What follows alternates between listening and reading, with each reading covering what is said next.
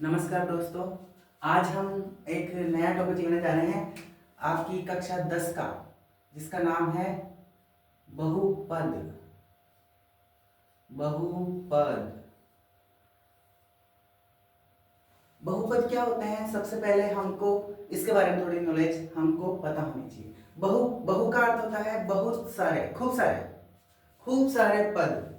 तो बहुत सारे पद जब एक साथ, जिसमें आप अचर भी देखते हैं, चर भी देखते हैं। जैसे हमने एक पद लिखा, मैंने लिखा 3x, तो 3x एक पद है।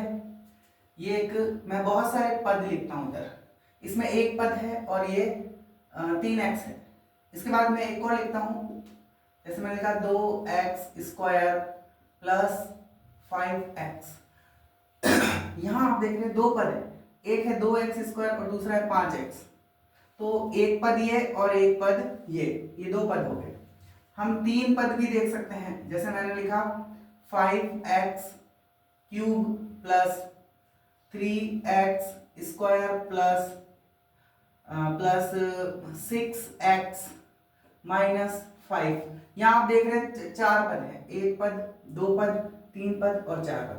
तो चार पद देखने को इस प्रकार से कई सारे पद भी हो सकते हैं। तो ये एक चार पदी बहुपद है, ये द्विपदी बहुपद है, और इस यहाँ पर आप देख रहे हैं इसमें केवल एक ही पद है।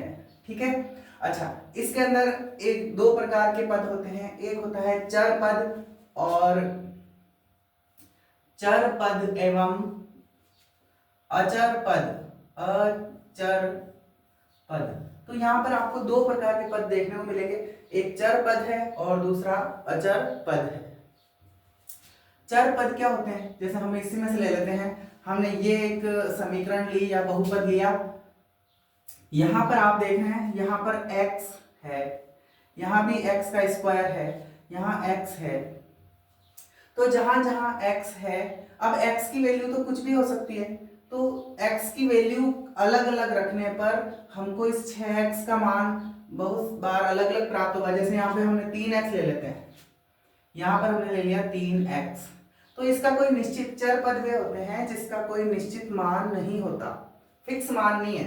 तो निश्चित मान नहीं होता है। जैसे मैं लिख दूं, यदि x बराबर 1 रखूं तो 3 इंटू 1 3x है ना, तो 3 इंटू 1 क्या उत्तर आ जाएगा? 3 आ जाएगा। यदि मैं x बराबर 2 रख दूं तो 3x है, तो 3 इंटू एक्स के स्थान पे 2 रखा, 3 दूनी 6। तो इस 3x की वैल्यू एक बार 3 आ रही है, अगली बार भी हम इसका मान बदल रहे तो 6 आ रही है। अगर मैं x का मान 3 रख दूं तो 3 को आप 3 से गुणा करना पड़ेगा, तो इसका उत्तर आ जाएगा 9।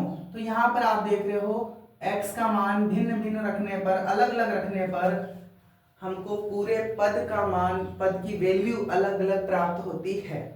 तो इसका कोई निश्चित मान नहीं होता, एक फिक्स मान तो है नहीं, अलग अलग मान प्राप्त हो रहे, तो ऐसे पदों को चर पद कहा जाता है। और अचर पद भी होते हैं जिसका वैल्यू फिक्स है। जैसे यहाँ पे लिखा मैंने 5, तो यहाँ पर ये 5 है, ये अचर पद है और इसका मान 5 ही रहेगा, भले कुछ भी हो जाए। ठीक है। तो यहाँ पर आपको चर एवं अचर पदों में समझ में अंतर आ गया होगा। ठीक है, इसे मैं साफ कर देता हूं। इसके बाद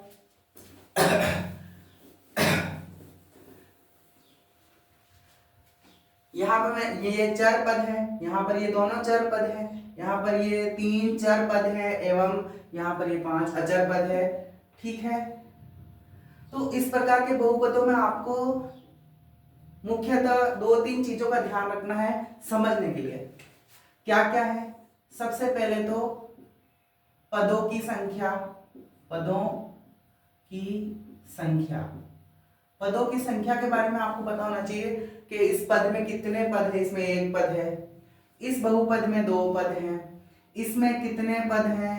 3 पद हैं, ये आपको ध्यान रखना है।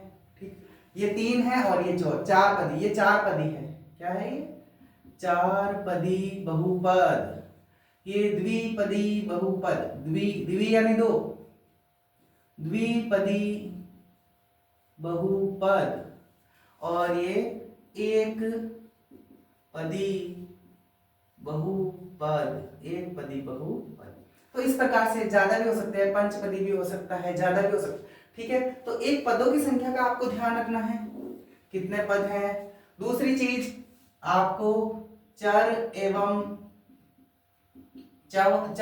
अचर क्या चीज होती है, चर एवं अचर पद, ठीक है।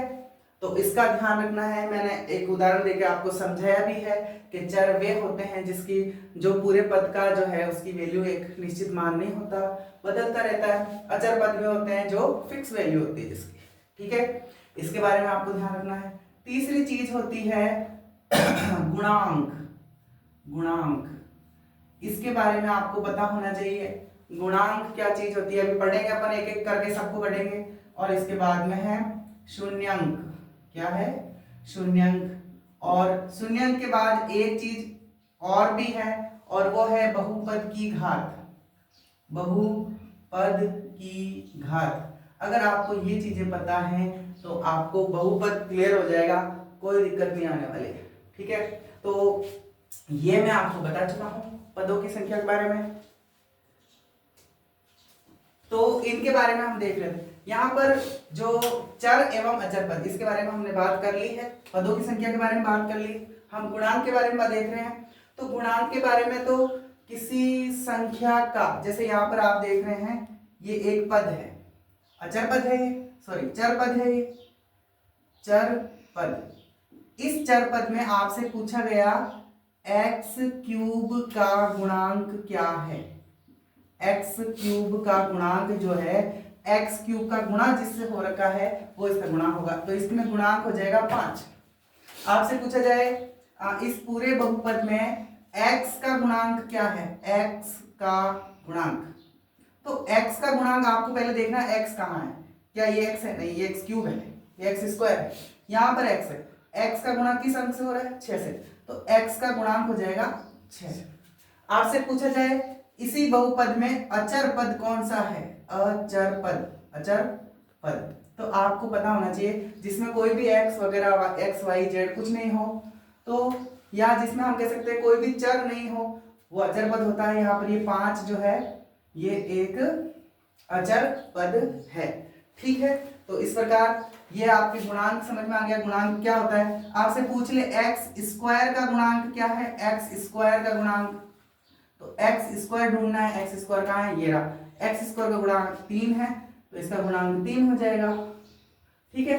इसके बाद बात करेंगे हम शून्य की, लेकिन उससे पहले हम बहुपद की घात के बारे में थोड़ा सा पता देख लेते हैं। इसके बाद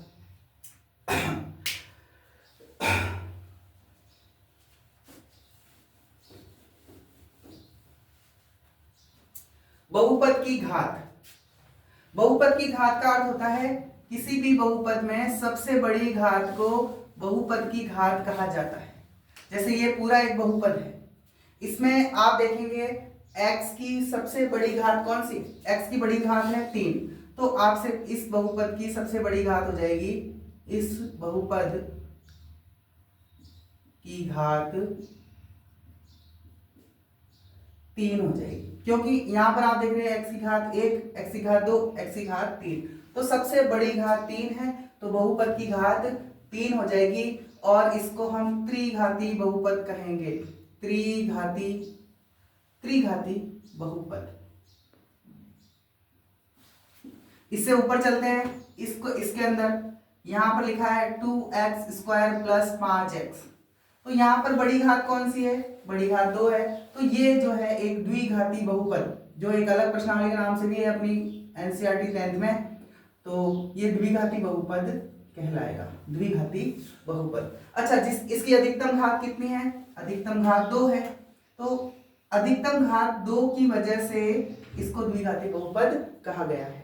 इसके बाद में हम अगर ये फर्स्ट वाला देखें, या एक नया ही ले लेते हैं, हमने लिखा 3x - 1, इसमें 2 पद हैं, एक चर पद है और एक अचर पद है। तो चर पद जो है इसकी अधिकतम घात कितनी है, तो इसकी अधिकतम घात 1 है, x की वैल्यू 1 है, तो इसको हम बोलेंगे ये जो है रैखिक बहुपद है। कैसा है, रैखिक बहुपद। रैखिक बहुपद की घात जो है कितनी होती है, 1 होती है।